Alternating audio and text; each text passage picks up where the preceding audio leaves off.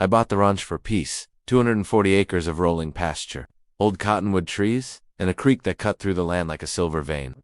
The deed dated back to the late 1800s, passed down through generations before landing in my hands. No HOA, no shared roads, no community guidelines, just land, water, and quiet, or so I thought. The first red flag appeared 6 months after I moved in. I woke up one morning to the sound of metal clanking, sharp, angry noises that didn't belong in the calm of early dawn. I stepped onto my porch with a mug of coffee and froze. There was a fence. A brand new industrial steel fence ran straight across my lower pasture, cutting off access to the creek, my creek. Bright orange private community property signs were bolted onto it every 50 feet like a threat. At the center of the fence stood a woman in designer hiking boots, arms crossed, clipboard tucked under her elbow, blonde hair pulled tight, sunglasses too big for her face, the kind of posture that screamed authority even when none existed. Karen Shear noticed me and smiled, the kind of smile that wasn't friendly, it was territorial. "You can't be down here," she shouted before I even reached the fence line. I looked past her. Workers were still welding sections together. One of them stood ankle deep in the creek itself. "That's my land," I said calmly, "and that's my water." She laughed. Ashley laughed. "No, sir, this creek is community property. It belongs to the Willow Ridge Estates, HOA. You're blocking our access." I took a breath. "I don't belong to any HOA." She flipped her clipboard open like a weapon. "You are now, according to our expansion map, your property falls within our community influence zone." I had heard a lot of nonsense in my life, but that phrase was new. "Influence zone," I repeated. "Yes," she said confidently. "And we've already approved the fence. You'll need written permission to cross it." I stared at the fence again. It wasn't just a barrier, it was a statement. They hadn't asked. They hadn't surveyed the ad, simply decided my land was theirs. "Who approved this?" I asked. She extended her hand. "Linda Carver, HOA president." I didn't shake it. "Linda," I said slowly, "you're standing on private property. I suggest you tell your crew to stop." Her smile faded. "You should be careful," she said. "Interfering with HOA operations can result in fines. Daily fines."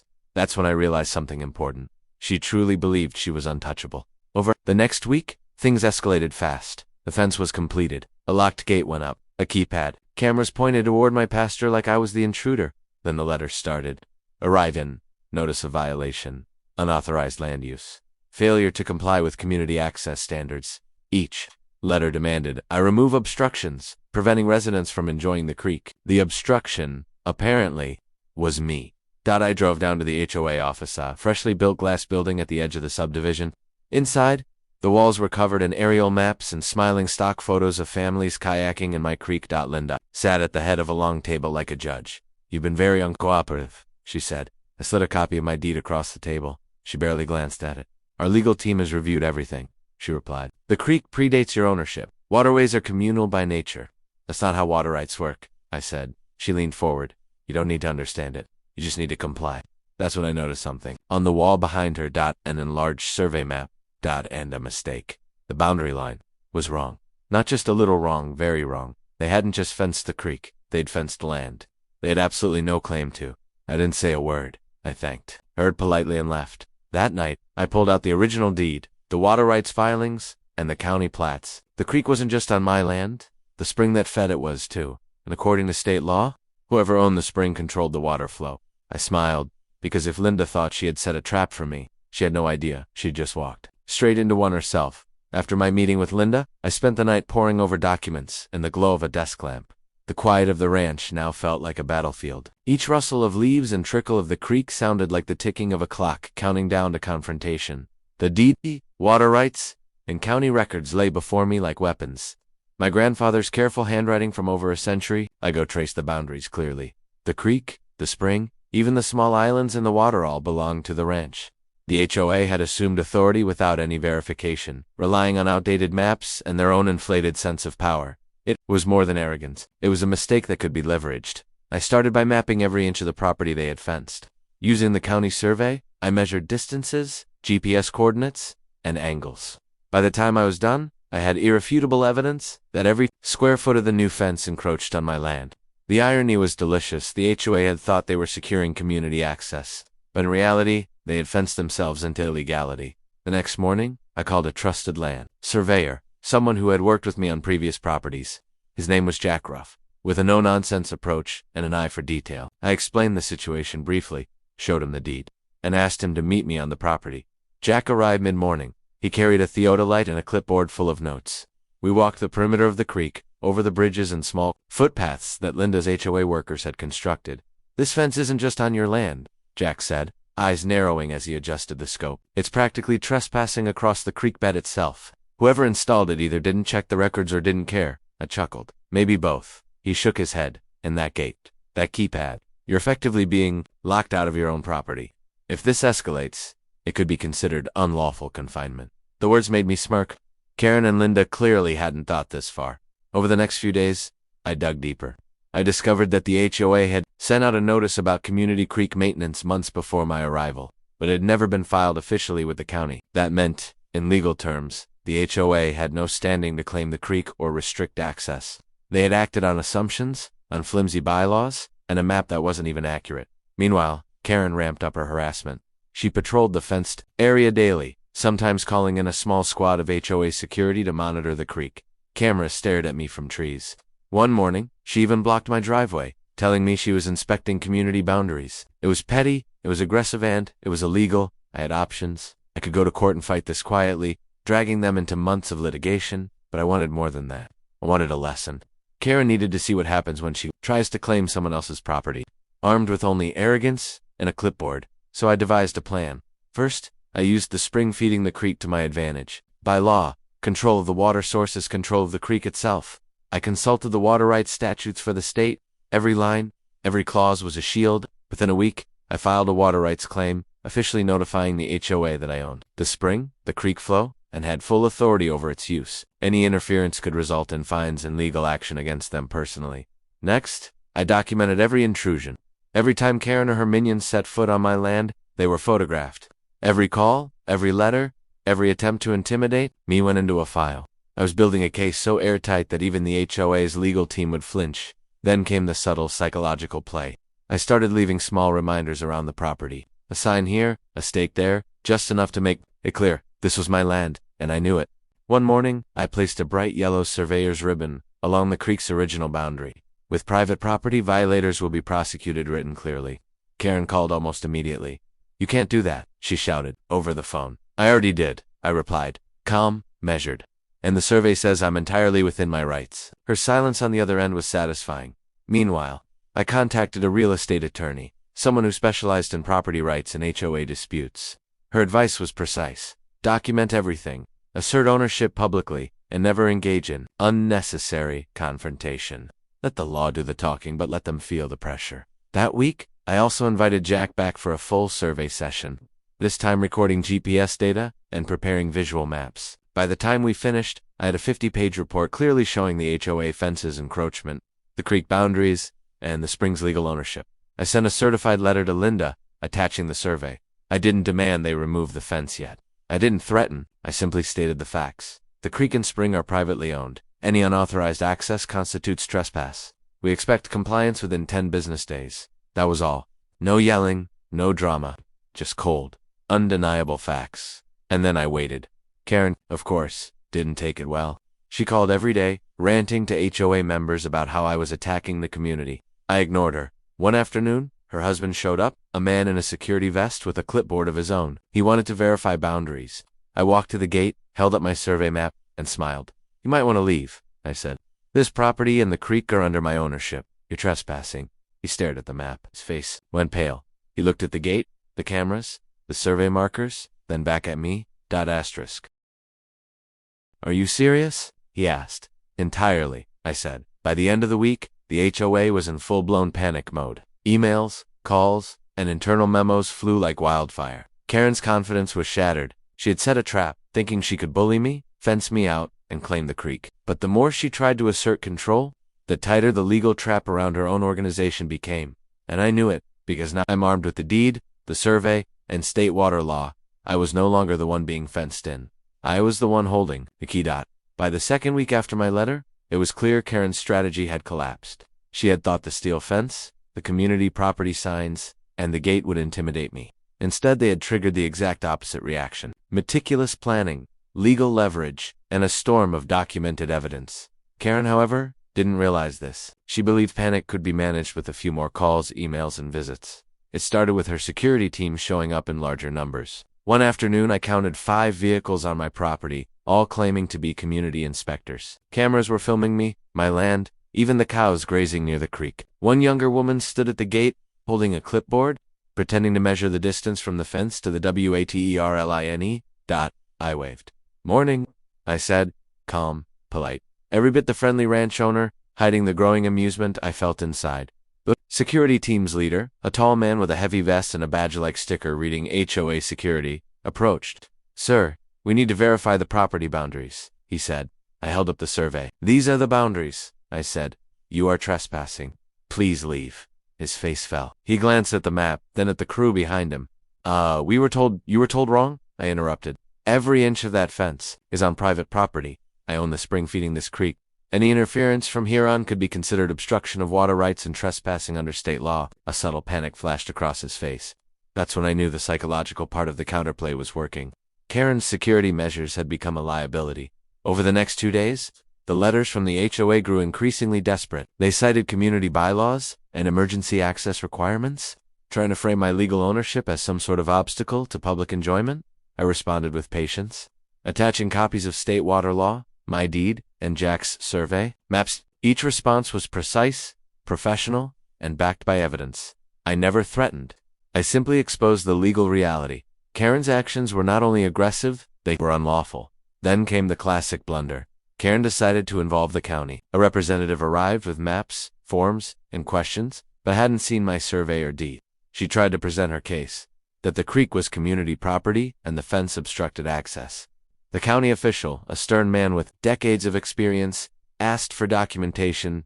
Karen waved papers she had printed from her office. "This is our map," she said. I smiled and handed over my 50-page survey packet. The official flipped through it, frowned, then turned to Karen. "This fence is entirely on private property," he said, voice slow and deliberate, "and these water rights are fully documented. Any obstruction could be legally actionable. You should consult an attorney before taking further action." Karen's face went pale. Her authority, already shaky, crumbled under the weight of actual legal scrutiny. She didn't stop there. In a last-ditch effort, she tried to manipulate the community. HOA newsletters began circulating, calling me uncooperative and accusing me of hoarding the creek. I printed them, highlighted the false claims, and filed them with the same attorney who had reviewed my water rights case. Each attempt she made to bully me only strengthened my leverage. By the 3rd week, the psychological game was fully underway. Karen started making mistakes. She left notes on my gate, threatening fines, only to be caught on camera by my security camera stepping onto my property while leaving the note. Another time, she called to demand an urgent meeting, not realizing I had already recorded every word for legal purposes. It was like watching a slow-motion collapse. Karen had assumed she was untouchable. Every day proved she wasn't. Her confidence in the steel fence, her authority over the community creek, and her HOA rules had become evidenced against her. I decided it was time to escalate, not with violence or threats, but with strategy. I invited the local media for a feature on water rights and private property in rural communities. The moment they arrived, Karen panicked. She tried to stop the filming, claiming the creek was public property. I handed over the deed and the survey. The reporter's eyes lit up. Karen had no answers. She could only sputter. By now, the HOA board was sending frantic emails. They demanded I remove the signs, stop documenting trespass, and allow access to the creek. I ignored them. Each email became more desperate, providing me with a paper trail that perfectly illustrated harassment and illegal encroachment. Then came the pivotal moment. The trap that Karen had laid for me finally turned completely on her. Morning, I received a certified letter from her attorney. They claimed I had interfered with community access, citing bylaws and threatening fines. I smiled. That's when I replied with a legal counterclaim, citing trespass, illegal fence installation, and interference with water rights. The icing on the cake was a demand for reimbursement of any costs incurred from HOA actions on my property, including the gate installation and security patrols. By the end of the week, Karen's HOA was paralyzed. Their lawyer called to negotiate, not to threaten. The HOA board requested a private meeting to discuss a resolution, now fully aware that continuing the fight would cost them far more than they had imagined. Throughout this entire escalation, my approach was simple: stay calm, document everything, and use the law as a weapon. Karen's panic, her aggressive security measures, and her misguided legal threats all became evidence in my favor. She had assumed intimidation would work, but I had prepared for exactly this scenario. The fence, the signs, the cameras, and the threats weren't my tools, they were hers. And she had unknowingly handed me the ultimate lever. leverage. By the time the HOA finally agreed to remove the fence and rescind their claim over the creek, I had not only secured my land, but also reinforced my authority. Karen learned an expensive lesson. You cannot bully someone who knows exactly what they own, and who documents every step of your mistakes. The creek was mine again. The spring flowed freely. And the steel fence, the gate, the signs, and the panic, they were all reminders that arrogance and false authority crumble when faced with facts, evidence, and a well-prepared owner. Karen had tried to trap me. Instead, I had turned her own trap into a cage for her overreach, a cautionary tale for anyone who believes property can be taken by intimidation and bluster. By the 4th week, the entire Willow Ridge Estates, HOA, was teetering. Karen's confidence had evaporated, replaced by desperation. Her attempts to bully, intimidate, and manipulate had backfired spectacularly. Every overstep, every miscalculation, every false claim now sat in a meticulously documented file that I held like a sword over her head. And the morning started like any other, with the crisp wind sweeping across the pasture and the creek sparkling. In the early sun, Karen's security team appeared again, more hesitant than before. I didn't need to confront them. They had seen the survey, the water rights filings, and the legal letters. They knew crossing the creek now would be a personal liability. Instead, the showdown came directly from the HOA office. I received a formal notice, a meeting requested by Linda Carver and the board.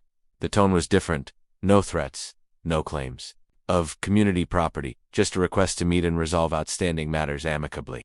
I prepared carefully. I printed the survey maps, copies of my deed, water rights documents, letters, emails, photos of their trespass, and even screenshots of Karen's panicked calls to the board. I didn't want to intimidate. I wanted clarity and justice. At the HOA office, the tension was palpable. Karen, blonde hair pulled tight in a professional bun, tried to smile, but it was forced. Linda sat stiffly, papers scattered across the table. I laid out my documentation with precision.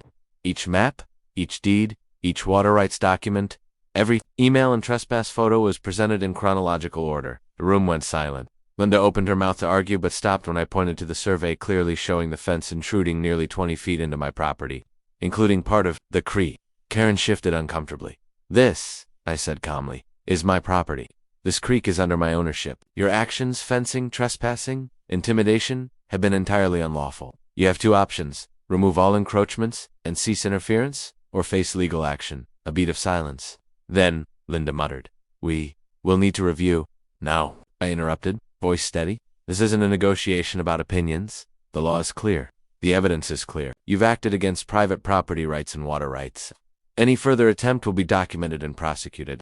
Karen's face paled. She glanced around the table, perhaps expecting someone to rescue her, but the board members avoided eye contact. They had realized the scale of their mistake. Then I delivered the final blow. A clear outline of the legal and financial consequences of ignoring my ownership. Fines for illegal trespass, potential liability for interference with water rights, reimbursement for fence costs, and exposure to media scrutiny. Karen's composure cracked. Her confident posture slumped. She stammered, trying to argue minor points, but every word she spoke contradicted the overwhelming evidence I laid before them. It was like watching a ship sink in slow motion, only this ship was built on arrogance and false authority. By the end of the meeting, the HOA conceded. The fence would be removed, the gate dismantled, cameras unplugged, and all claims to the creek and spring were officially I even had a notarized agreement I sent to me confirming my exclusive ownership and the cessation of any HOA interference. Walking back to the ranch that afternoon, the sun shining on the creek, I felt a rare satisfaction. Karen had tried to turn intimidation into control. She had underestimated preparation, documentation, and legal strategy. She had ignored the simple fact that property rights are enforced by law, not bluster. The creek flowed freely once more. The spring bubbled with life, unimpeded. My pasture stretched peacefully under the late afternoon sun, undisturbed by intrusive signs, fences, or cameras. The ranch, as it had always been, belonged solely to me. But the victory wasn't just legal, it was psychological. Karen had learned, in the most expensive and humiliating way possible, that arrogance without facts is a trap waiting to be sprung. Her HOA, once confident in its authority, had been humbled. In me, I had demonstrated that patience, preparation, and strategy could overcome intimidation, force, and bureaucratic arrogance. The ranch was more than land. It was proof that knowledge, evidence, and calm decisiveness are more powerful than fear and bluster. In the weeks that followed, life returned to normal. The fence was gone, the creek unblocked, and the land peaceful. Karen retreated into her office, her presence largely symbolic now. She could no longer wield power over me, and while she tried to repair her image in the community, the story had already spread. The neighbors who had once whispered about the community creek now looked at me with respect, even admiration. The lesson was clear. No amount of HOA authority could override rightful ownership, careful documentation, and strategic action. The ranch was mine, the creek was mine, and the trap Karen thought she had set had become her own undoing. I stood by the creek one evening, watching the water glint in the setting sun, feeling a sense of peace I hadn't felt when the fence first appeared. The war was over. The creek flowed freely, the land was secure, and Karen had learned the hard way that power without justice is fragile. Victory, after all, tastes best when it's earned, documented, and completely undeniable.